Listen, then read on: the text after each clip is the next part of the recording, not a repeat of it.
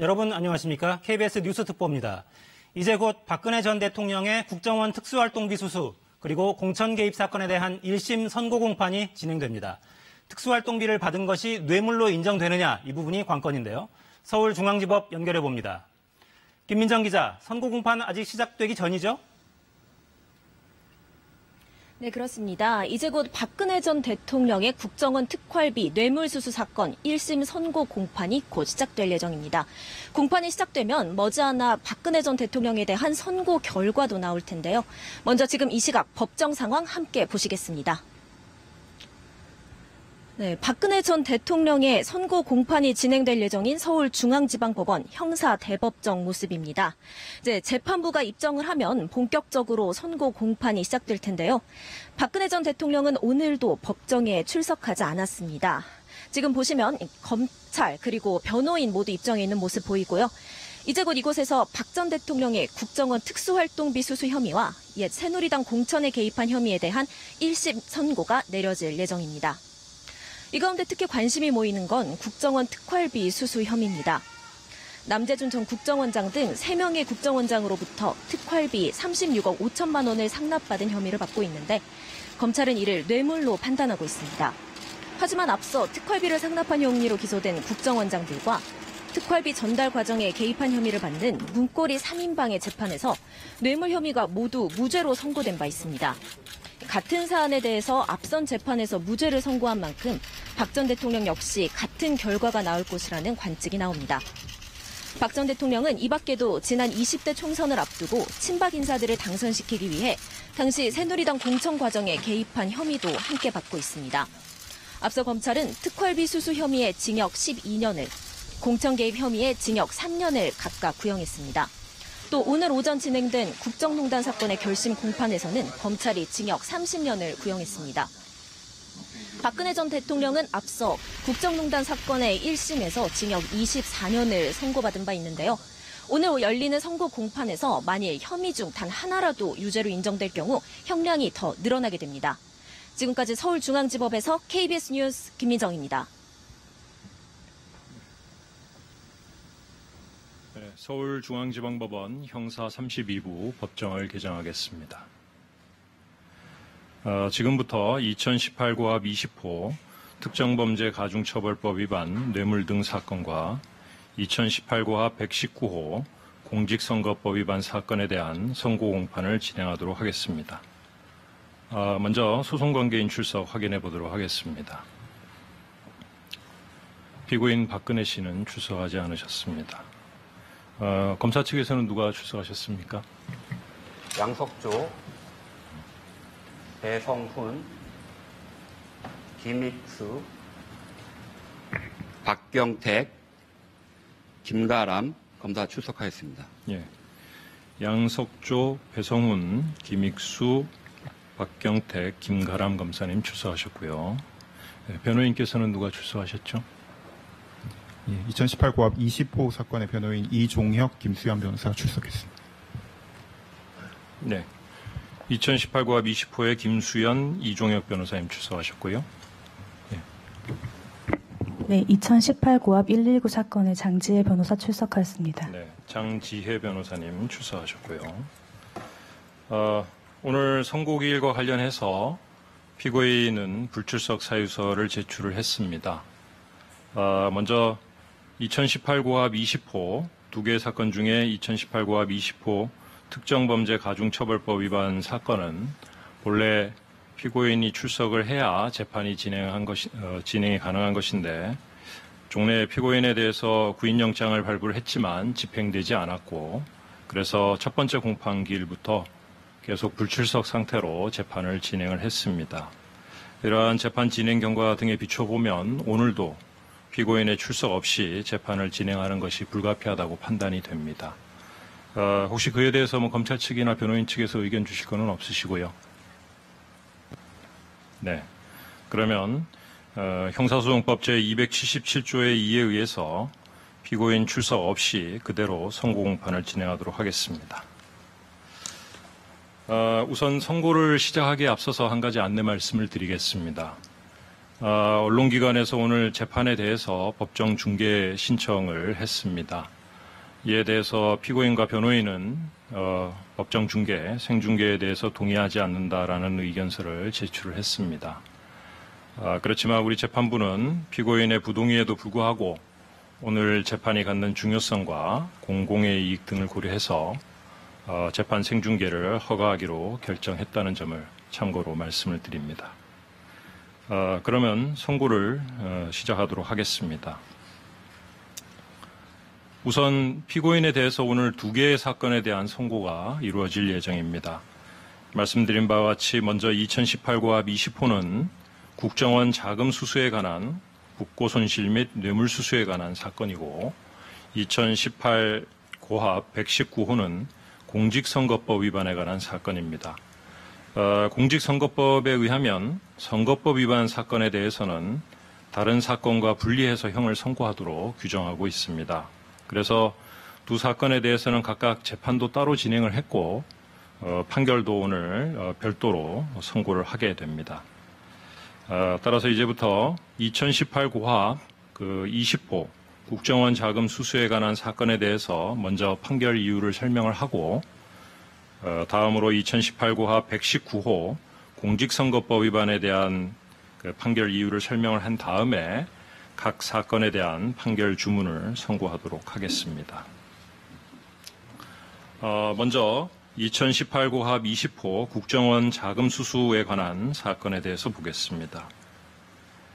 이 부분 기소된 범죄 사실의 요지는 피고인이 2013년 5월경부터 2016년 9월경까지 사이에 국정원장인 남재준, 이병기, 이병호로부터 국정원 자금인 특별사업비를 매월 5천만 원씩 또는 1억 원씩 전달받아서 횡령함으로써 국정원장별로 각각 6억 원, 8억 원, 21억 원, 총 35억 원의 국고를 손실하고 그 금액 상당의 뇌물을 수수했다 하는 점과 국정원장 이병호로 하여금 대통령 비서실장 이원종에게 국정원 자금 5천만 원씩 총 1억 5천만 원을 전달하게 함으로써 국고 손실과 뇌물 수수의 범행을 저질렀다 하는 점입니다.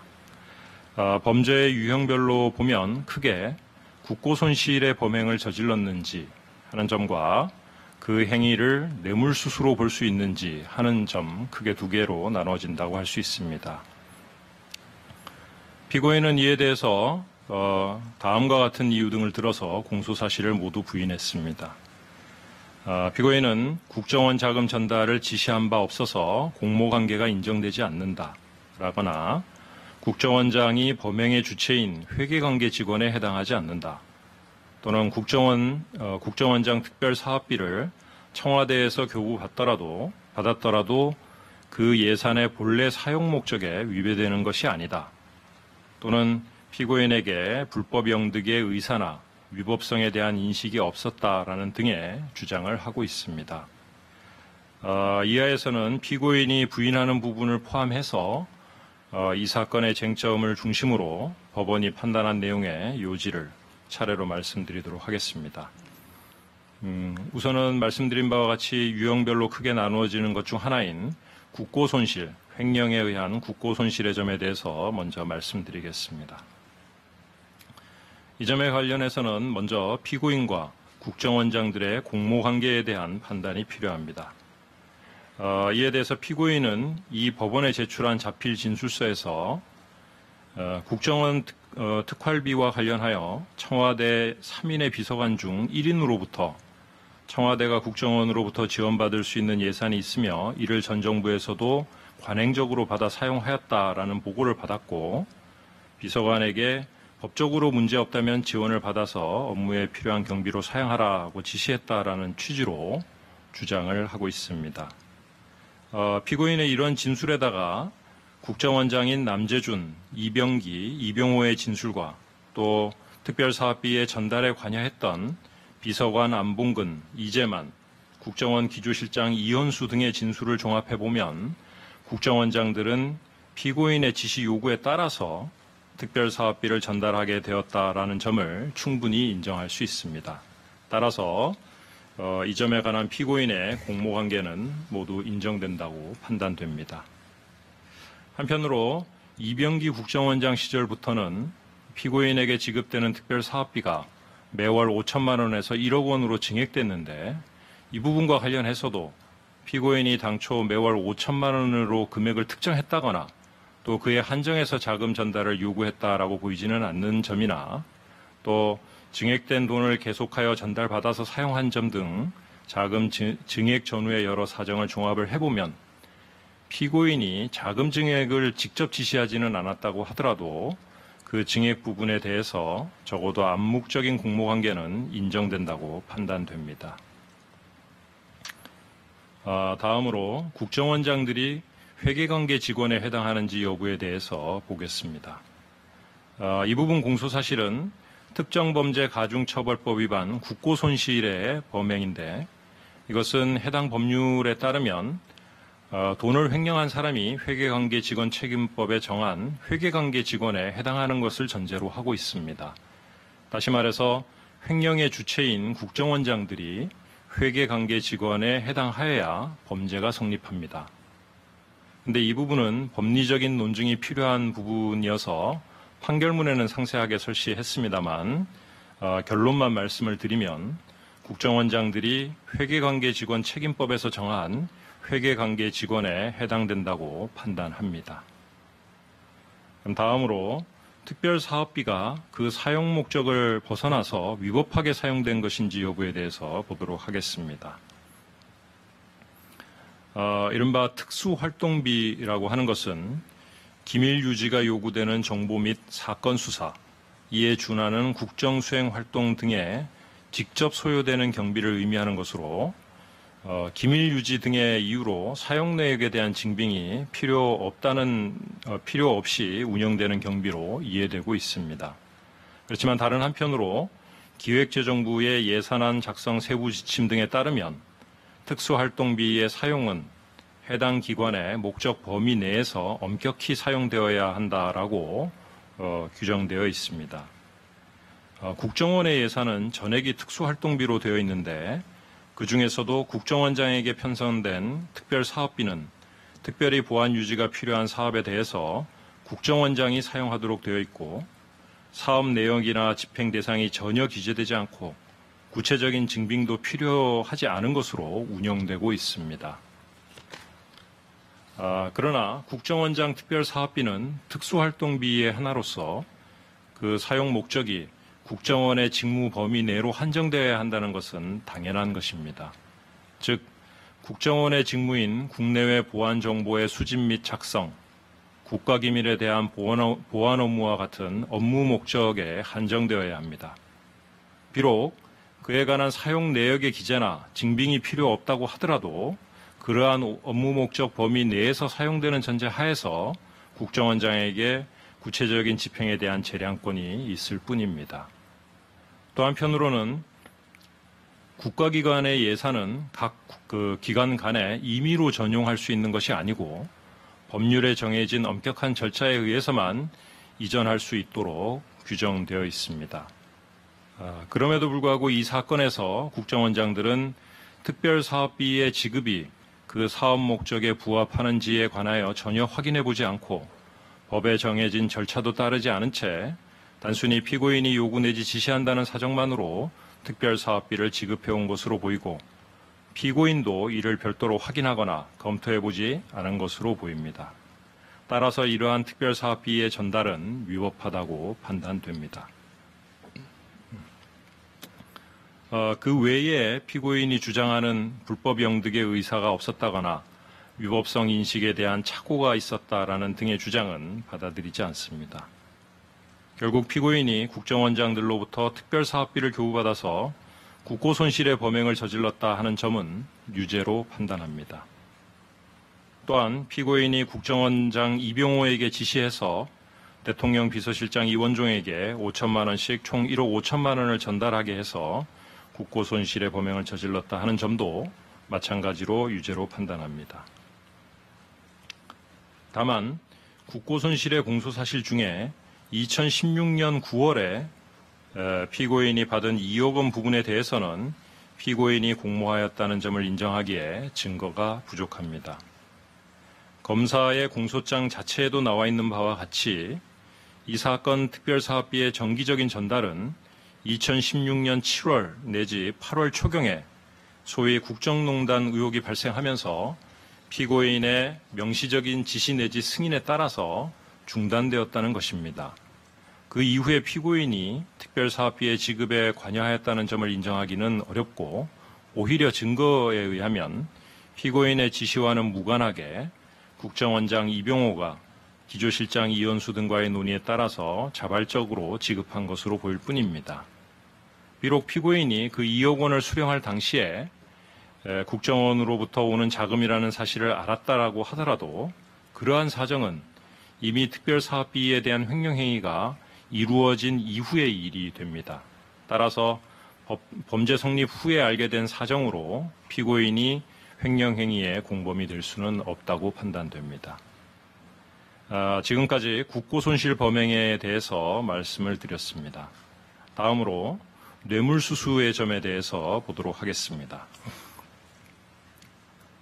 뇌물죄와 관련해서 대법원 판례 등에 나타난 법리를 보면 공무원이 받은 금품이 직무와 대가관계가 있는 부당한 이익으로서 뇌물에 해당하는지 여부는 당해 공무원의 직무 내용, 직무와 금품 제공자와의 관계, 쌍방 간에 특수한 사적인 친분관계가 존재하는지 여부, 금품의 다과, 금품을 수수한 경위나 시기, 금품을 교부하고 수수한 당사자들의 의사 등 재반 사정을 참작해서 결정해야 한다라고 하고 있습니다.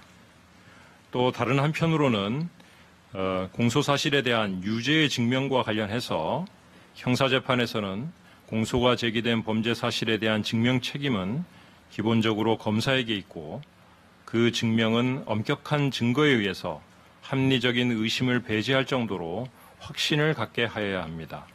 만일 검사의 증명이 그 정도에 충분히 이르지 못한 경우에는 설령 피고인에게 유죄의 의심이 간다고 하더라도 피고인의 이익으로 무죄로 판단할 수밖에 없다라고 하는 것이 형사재판의 대원칙입니다. 이러한 법리를 바탕으로 뇌물수수에 관해서 살펴보도록 하겠습니다.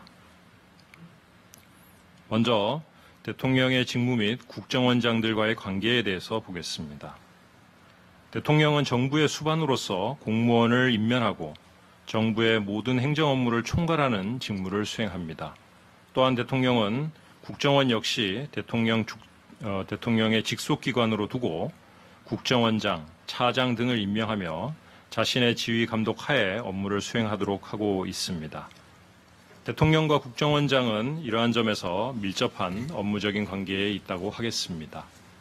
그렇지만 대통령의 지휘 감독을 받아 업무를 수행하는 국정원장이 대통령에게 국정원 자금을 전달했다고 해서 그러한 사정만으로 곧바로 뇌물로서의 직무 관련성이나 대가성이 있다고 단정할 수는 없고 앞서 말씀드린 바와 같은 금품이 수수된 경위, 금품 수수 관련자들의 인식과 의사 등 다른 여러 사정을 종합해서 판단하여야 합니다.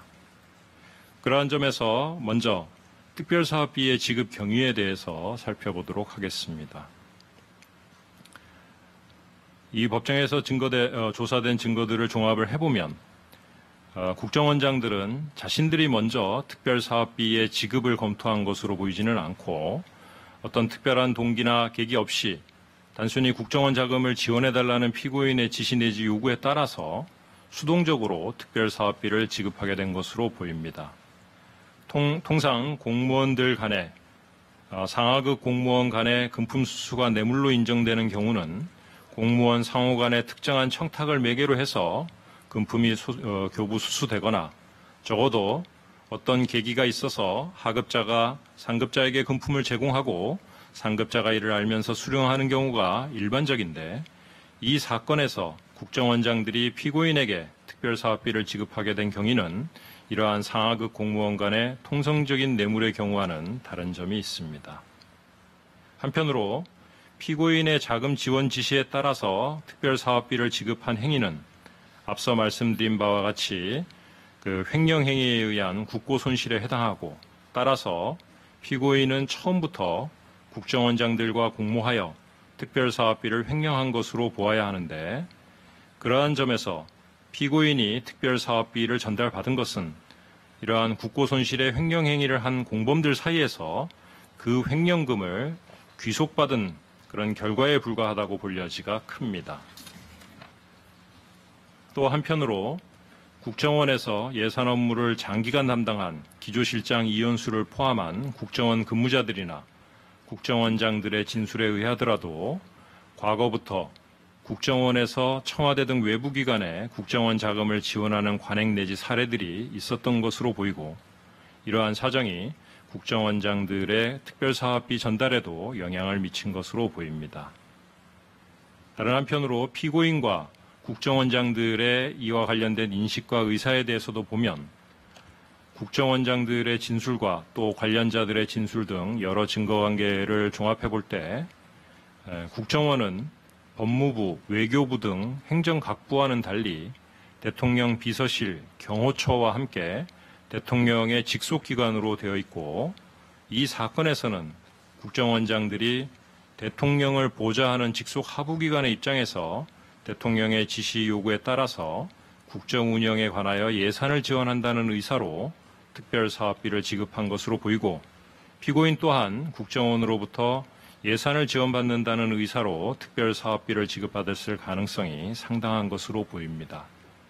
물론 그러한 의사로 특별사업비를 주고받았다고 하더라도 절차에 따르지 않고 함부로 자금이 전달된 것이 적법한 것인지 하는 것은 별개의 문제이고 그러한 점에서 국고손실의 횡령 행위에 대해서는 유죄로 인정한다라는 점은 말씀드린 바와 같습니다.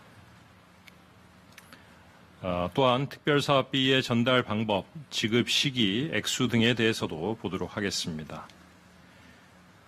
우선 특별사업비의 전달에 관여한 국정원과 청와대의 실무자들은 청와대 밖에서 만나서 자금을 주고받는 등 외부에 노출되지 않도록 다소 은밀한 방법으로 특별사업비를 전달한 것으로 보이기는 합니다. 그렇지만 이러한 방식들에 대해서 국정원장들이나 피고인이 지시하였다거나 이를 보고받았던 것으로 보이지는 않습니다.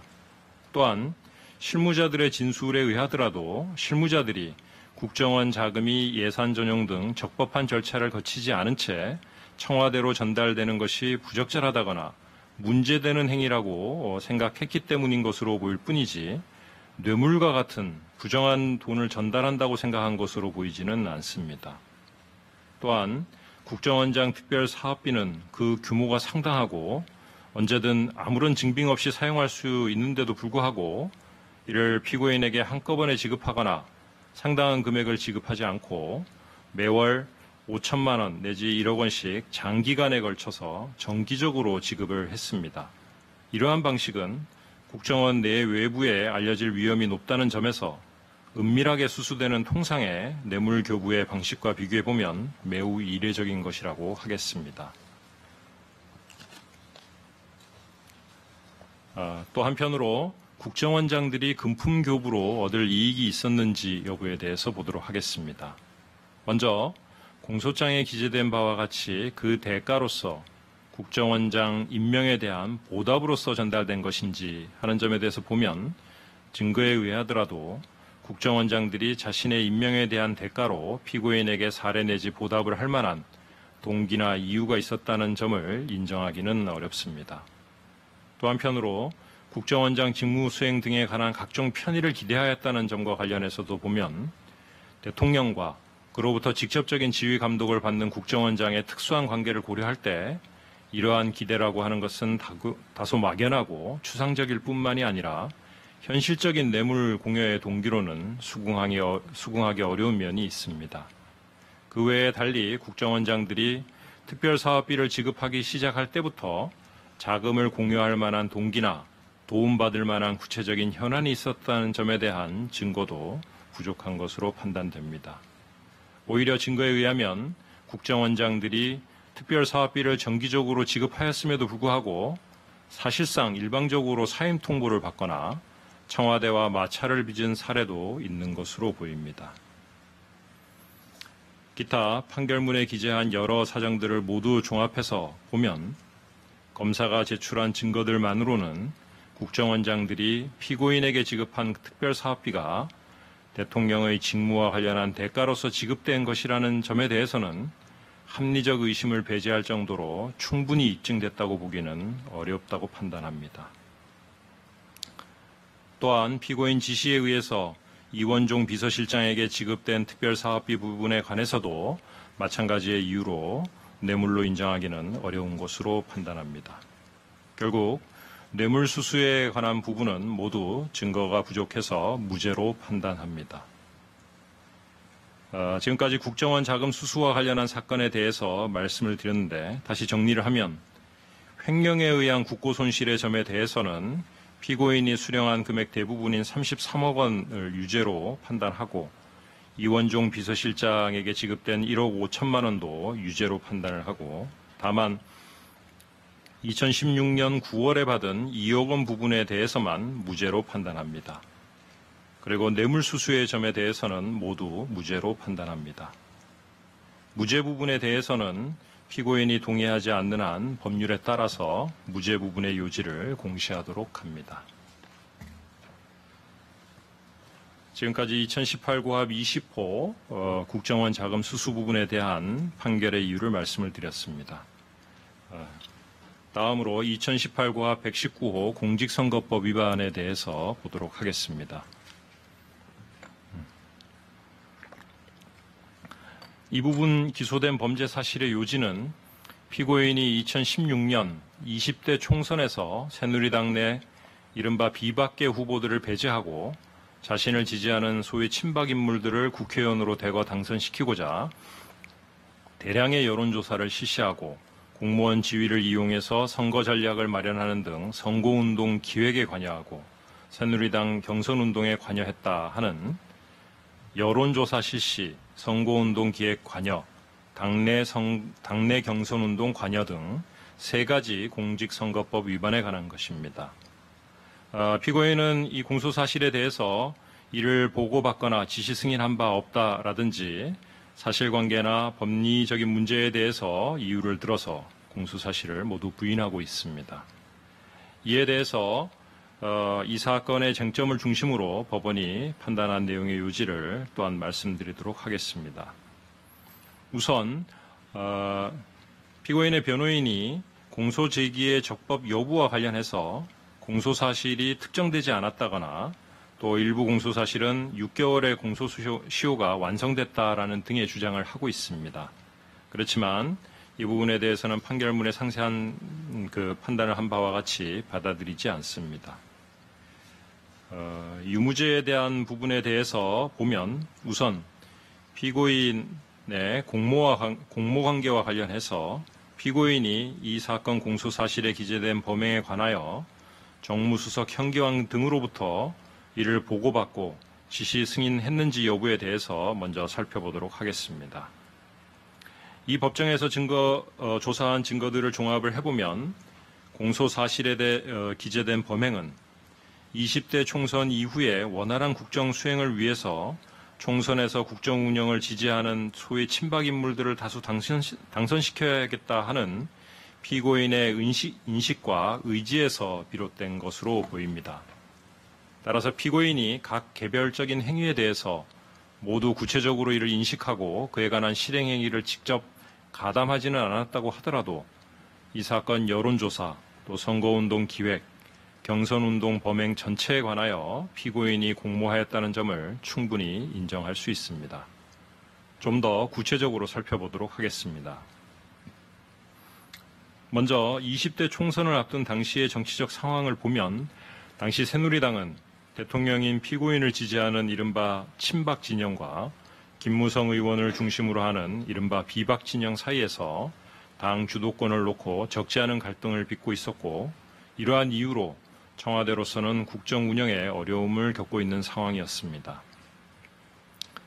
그 상황에서 2015년 가을경에 김무성 대표가 20대 총선과 관련하여 국민 여론을 반영한 경선 방식을 전면 도입하겠다라고 발표했는데 이러한 방식은 인지도가 높은 현역 의원들에게 유리하여 당시 청와대로서는 현역 의원이 많은 비박 진영에 유리한 방식을 내세운다는 반감을 가지고 있었습니다. 여기에다가 총선 이후의 원활한 국정 운영을 위해서는 새누리당의 승리뿐만이 아니라 새누리당 의석 중 다수를 친박 세력이 차지하는 것을 실질적인 목표로 해서 총선에서 친박 세력이 다수 당선되게 하는 전략을 논의할 필요가 있었습니다. 그런데 새누리당과 당 사무처는 김무성 대표 등 비박계의 영향력 아래에 있었기 때문에 경선 및 총선과 관련하여 친박 진영의 선거 전략을 기획하는 실무는 대통령을 정무적으로 보좌하는 청와대 정무수석실에서 담당할 수밖에 없는 상황이었습니다.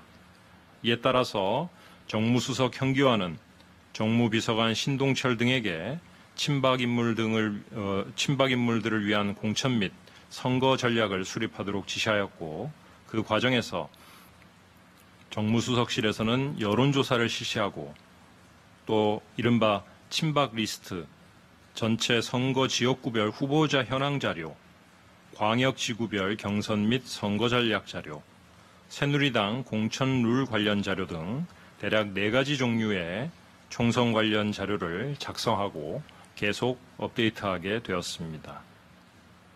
그러면 이 여론조사나 친박 리스트 등 총선 관련 자료 등에 대해서 피고인이 보고받고 지시 승인했는지에 대해서 보면, 우선 보고나 지시 승인을 받았을 것으로 보이는 정무수석 현기환은 이를 대체로 부인하고 있지만, 정무수석실 담당자들은 이러한 자료들을 작성하고 대통령에게 보고하였다라는 취지로 구체적으로 진술을 하고 있는 데다가 대통령 부속 비서관인 정호성의 진술 또한 이에 부합하는 부분이 있고, 나아가서 이 법정에서 확인된 여러 사정, 즉 정무수석실 비서관과 행정관 다수가 동원이 돼서 상당한 기간 동안 여론조사와 총선 관련 자료 작성을 한 점, 그리고 이러한 자료들은 모두 구체적인 실행을 전제로 하고 실제로도 상당 부분 실행된 점, 새누리당 공천은 그 자체로 정치적으로 민감한 사안으로서 중대한 이해관계가 얽혀 있는 것일 뿐만이 아니라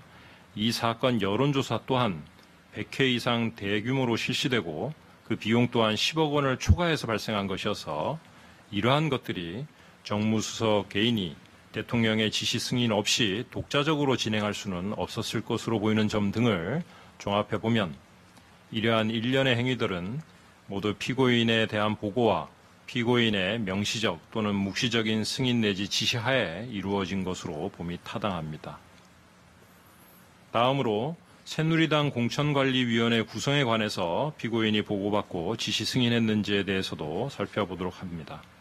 이 또한 직접 지시를 받았을 것으로 보이는 정무수석 현기환은 자신이 개인적으로 이항구를 공천관리위원장으로 새누리당에 추천했다라고 하지만, 정무비서관 신동철은 정무수석 현기환으로부터 대통령이 이항구를 새누리당 공천관리위원장으로 지정했다라는 취지의 말을 직접 들었다고 진술을 하면서 그 경위에 관해서도 구체적으로 진술을 하고 있습니다. 또한 정무수석 현기환이나 친박 세력의 중진 의원인 최경환 의원 등의 진술도 이에 일부 부합하는 데다가 판결문에 상세하게 기재한 바와 같은 당시의 정치적인 상황이나 새누리당 내의 권력 구도나 역학관계, 또 정무수석실에서 공천 관련 자료 등을 작성하게 된 경위나 시점, 공천관리위원회 구성 전후에 정무수석실 자료가 전달된 경위 등을 종합해보면 정무수석 현기환이 대통령인 피고인의 지시 승인을 받아서 새누리당의 이항구를 공천관리위원장으로 선임할 것을 요구했다라고 충분히 인정할 수 있다고 판단됩니다. 마찬가지로 공천관리위원 등 공천관리위원회 구성에도 관여하였다는 점을 인정할 수 있습니다. 결국 이 사건 공소 사실에 기재된 범행에 대하여는 피고인이 모두 공모하였다라고 인정이 됩니다. 다음으로 구체적으로 거론된 여론조사 실시, 그리고 총선 관련 각종 자료의 작성, 또 공천관리위원회의 구성 관여 등의 행위가 공직선거법에서 금지하는 선거운동의 기획행위에 해당하는지 보도록 하겠습니다.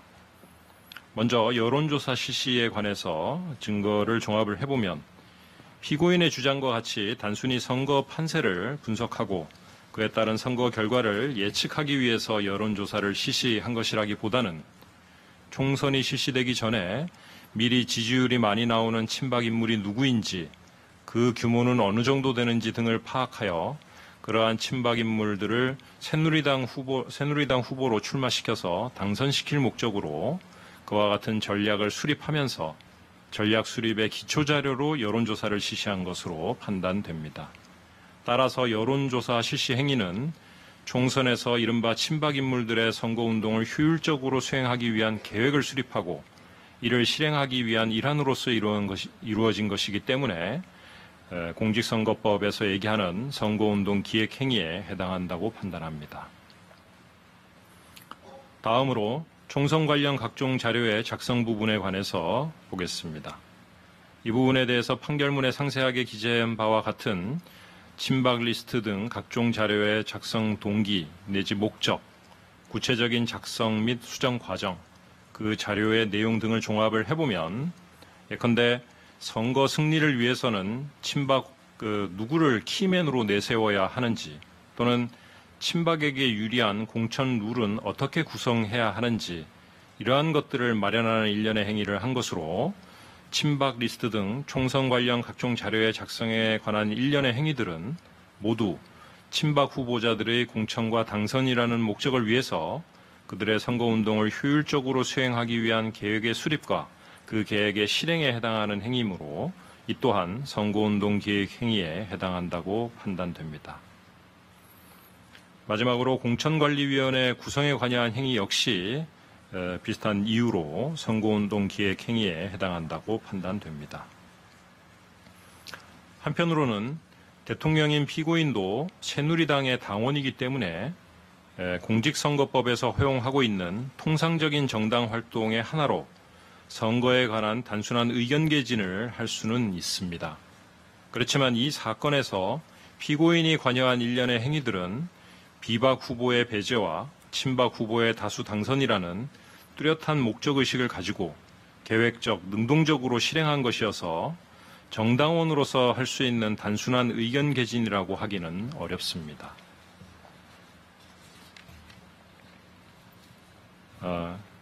그리고 당내 경선 운동에 관여한 부분에 대해서도 보도록 하겠습니다.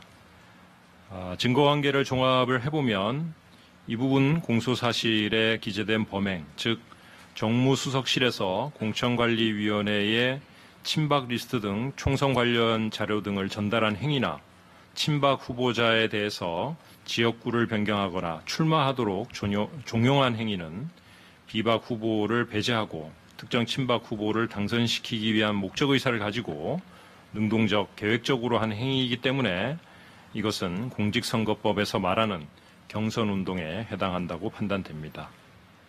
물론 설령 일부 지역구에서 당내 경선 자체가 실시되지 않았거나 또는 문제되는 행위들이 당내 경선이 실시되기 전에 이루어진 것이라고 하더라도 이러한 일련의 행위들은 당내 경선을 포함해서 새누리당 공천 과정에서 있을 수 있는 모든 가능성을 실제로 염두에 두고 이에 대비해서 특정 친박 후보자가 승리하도록 하는 방안을 마련한 것이기 때문에 대법원 판례 등에 비추어서 당내 경선 운동에 해당하는 데는 아무런 문제가 없습니다.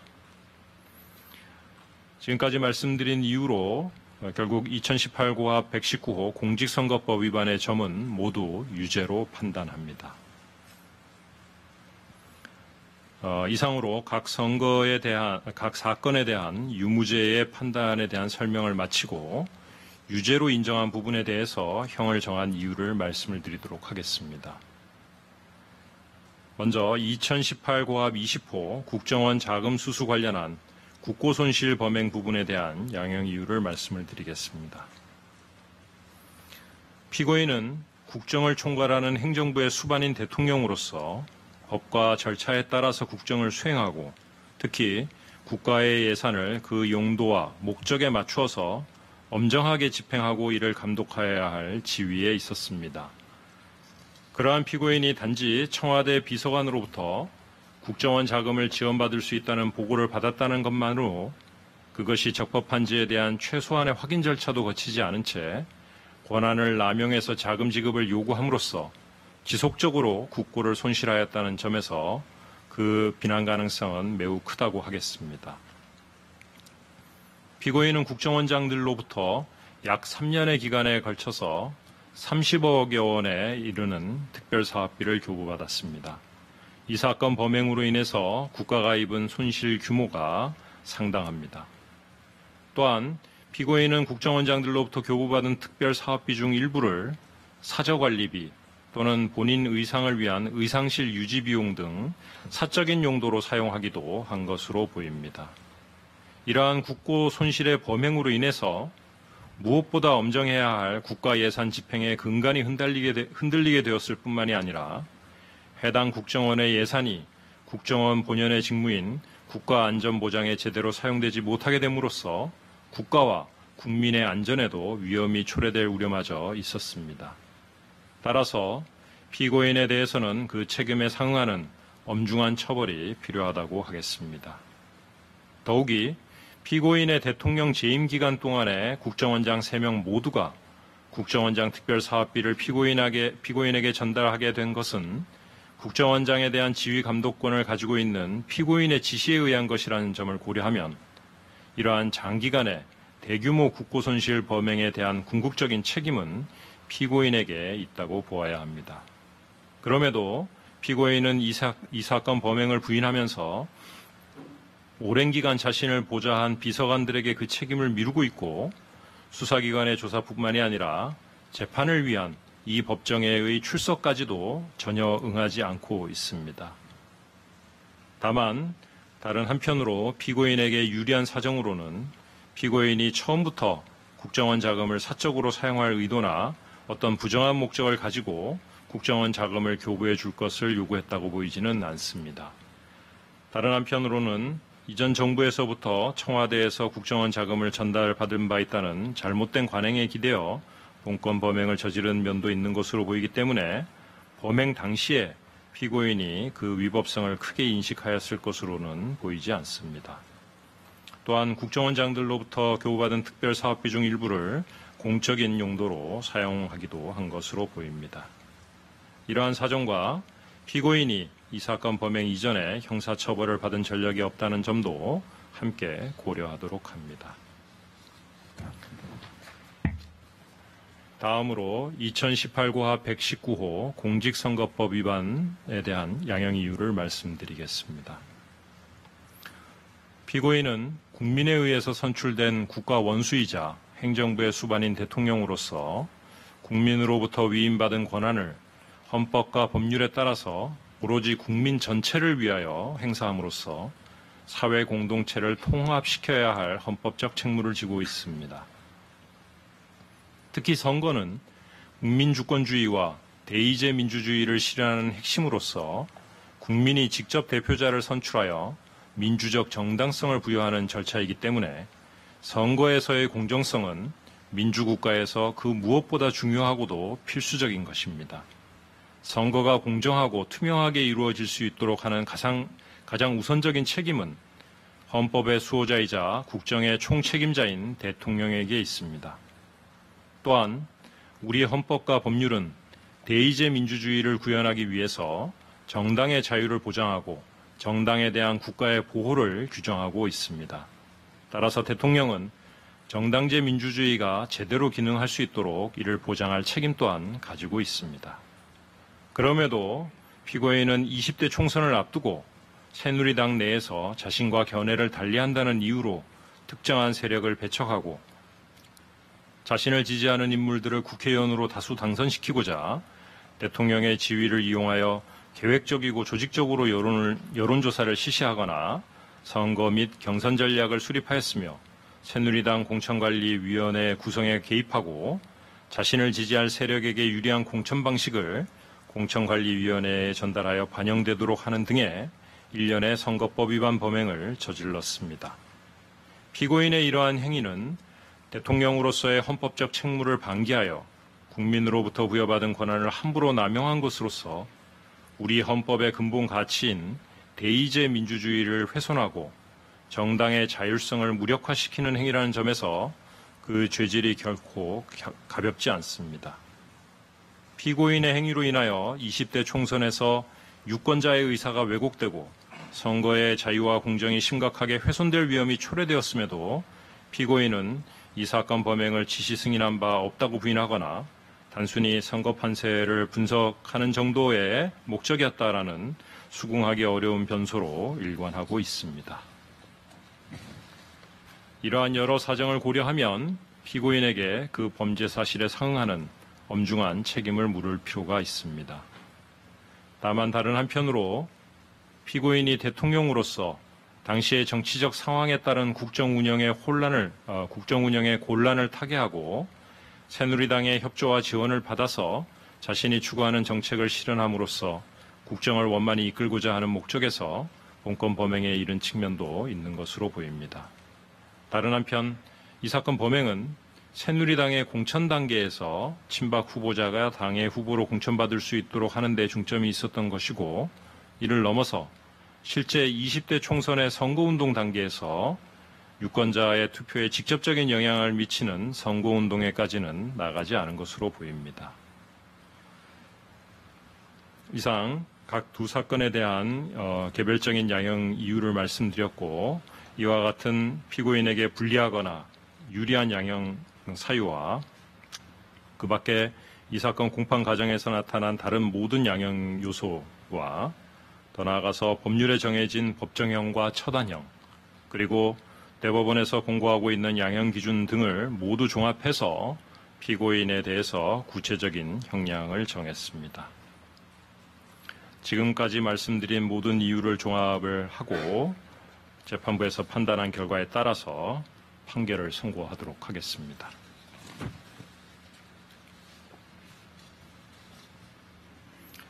먼저 2018 고합 20호 특정범죄 가중처벌법 위반 사건에 대한 판결을 선고하겠습니다. 주문. 피고인을 징역 6년에 처한다. 피고인으로부터 33억 원을 추징한다. 피고인에 대하여 위 추징금에 상당한 금액의 간압을 명한다. 이 사건 공소사실 중 2016년 9월경 교부받은 2억 원 관련 특정범죄 가중처벌법 위반 국고손실의 점 및 각 특정범죄 가중처벌법 위반 뇌물의 점은 모두 무죄. 위 무죄 부분 판결의 요지를 공시한다. 2018 고합 119호 공직선거법 위반 사건에 대한 판결을 선고하도록 하겠습니다. 주문. 피고인을 징역 2년에 처한다. 2018 고합 20호 뇌물 관련한 국정원 자금 수수와 관련한 부분에 대해서는 피고인에 대해서 징역 6년의 실형과 33억 원의 추징, 그리고 2016년 2월 2억 원 자금 수수에 대한 부분과 뇌물 수수에 관한 점에 대해서는 무죄로 판결을 하고, 2018 고합 119호 공직선거법 위반에 대해서는 징역 2년의 실형을 선고합니다. 이 각 판결에 대해서는 7일 이내에 이 법원, 서울중앙지방법원에 항소를 제기할 수 있다는 점을 말씀을 드립니다.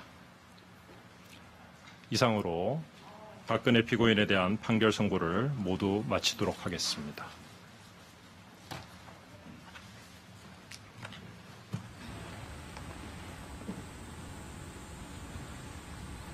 네, 방금 보신 것처럼 박근혜 전 대통령의 두 가지 사건에 대해 방금 각각 징역 6년과 2년이 선고됐습니다. 재판부는 가장 많은 관심을 받았던 뇌물수수 혐의에 대해서는 모두 무죄로 인정했습니다. 재판부는 먼저 박 전 대통령의 지시로 특활비가 전달됐다는 점은 인정했습니다. 남재주 전 국정원장 등 3명의 국정원장이 박 전 대통령의 지시를 받아 문고리 3인방을 통해 특활비를 건넸다는 겁니다. 재판부는 이에 따라 박 전 대통령의 국고 손실 혐의에 대해 2016년 받은 2억 원을 제외하고는 모두 유죄로 인정했습니다. 국정원 업무 목적을 위해 사용돼야 하는 특활비를 박 전 대통령이 임의로 전용해 사용했다는 겁니다. 하지만 재판부는 이 돈이 뇌물은 아니라고 봤습니다. 뇌물죄가 성립하기 위해서는 청탁 등이 있어야 하는데 이번 사건은 그런 통상적인 뇌물과는 다르다고 판단했습니다. 국정원장들로부터 예산을 지원받는다고 인식한 것으로 보일 뿐 대가성이 있는 뇌물이었다고는 볼 수 없다며 특활비 수수 사건에 대해서는 뇌물 혐의는 무죄로 판단하고 징역 6년을 선고했습니다. 옛 새누리당 공천에 개입했던 혐의에 대해서는 친박 인사들의 당선을 위해 공천에 개입한 공모 관계가 인정된다며 유죄로 인정했습니다. 재판부는 결국 행정부 수반인 박 전 대통령이 권한을 남용했다며 특활비 수수 사건에 대해서는 징역 6년을, 공직선거법 위반 사건에 대해서는 징역 2년을 각각 선고했습니다.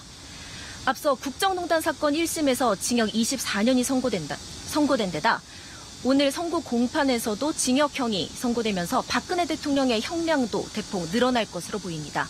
지금까지 서울중앙지법에서 KBS 뉴스 김민정입니다. 네, 지금까지 박근혜 전 대통령에 대한 국정원 특활비 수수 등에 대한 1심 선고 전해드렸습니다. 특보 마치겠습니다. 감사합니다.